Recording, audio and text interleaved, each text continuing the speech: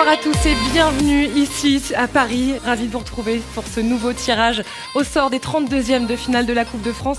Style 1930. Voilà l'un des deux tout petits clubs, Style qui va recevoir et qui est assuré de recevoir en Alsace. Une belle récompense pour tous ces joueurs qui, depuis le 15 août, ont passé 8 tours. Tout un club qui s'est mis au travail pendant ces 8 tours et c'est une belle récompense pour tous ces joueurs qui, le 7 août, auront la joie et le privilège d'affronter les Stacks de Troyes. Et voilà, j'espère que tout le monde sera au rendez-vous de ce grand match. Le club, les joueurs, les supporters, et ça sera une belle fête du football. Dans notre poule, il y avait Lyon et bien sûr le Racing qui est une équipe de cœur pour tous les Alsaciens. On a tiré 3 et voilà, c'est une Ligue 1. On va pas faire la fine bouche, on va faire ça bien. Les joueurs n'auront pas de trêve. Ils vont continuer à s'entraîner pendant les trêves de Noël, pendant la trêve. Et puis on espère que le 7 janvier, il y aura du monde et que ça sera la plus belle fête que le club n'ait jamais connue dans son histoire. Girondins de Bordeaux. Les Bordelais qui pourraient donc recevoir dans ces 32e de finale entraînés par Jocelyn Gourvenec. US Grand Villez.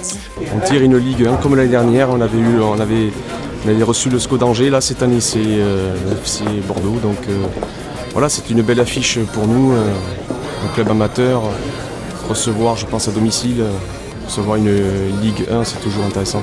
C'est la 3e année qu'on accède au 32e de finale. Il y a 2 ans, on avait accédé en quart de finale. L'année dernière, 32e à domicile contre Angers, comme je l'ai dit juste avant. Et bon, là, on reçoit FC Bordeaux. Donc, Girondins de Bordeaux, c'est quand même une belle affiche.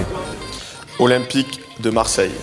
L'OM pourrait recevoir au Vélodrome. L'OM qui attend un trophée en Coupe de France, on l'a vu avec Jean-Pierre Papin depuis 89. La pression. FC Valenciennes.